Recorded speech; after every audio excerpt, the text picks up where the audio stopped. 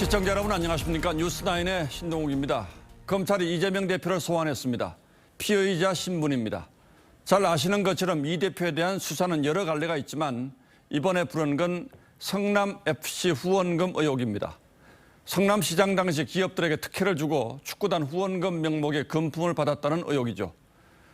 특히 이 사건은 지난 정부에서 윗선 수사 무마 논란까지 있었던 터라 경우에 따라선 또 다른 곳으로의 논란이 번질 가능성이 있습니다.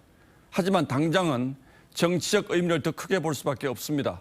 이른바 이재명 사법 리스크가 완전한 모습으로 나타난 만큼 민주당의 선택이 향후 여야 관계는 물론 정치권의 지형 전체를 바꿔놓을 수도 있는 엄청난 파괴력을 발휘할 수도 있습니다.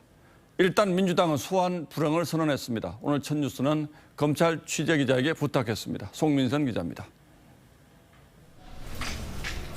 수원지검 성남지청은 어제 오후 5시 30분쯤 이재명 대표 비서실로 전화를 걸어 검찰 조사를 받으러 나오라고 통보했습니다. 소환 날짜는 28일로 못 받고 다시 팩스까지 보내 소환 조사를 공식화했습니다.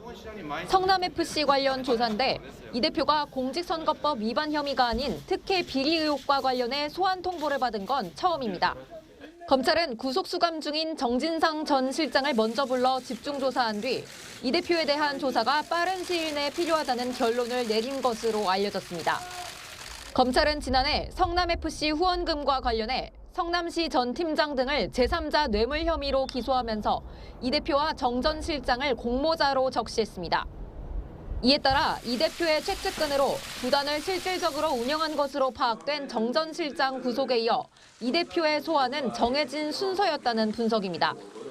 검찰은 두산건설과 네이버 등 관련 기업에 대해 대대적인 압수수색을 벌이며 자료를 분석하고 관련자를 잇따라 조사해 혐의 입증을 다져왔습니다. 성남FC 사건 의혹의 최정점에 놓인 이 대표 조사만을 남겨둔 검찰이 조만간 수사의 결론을 내릴 거란 전망이 나옵니다. TV조선 송민선입니다.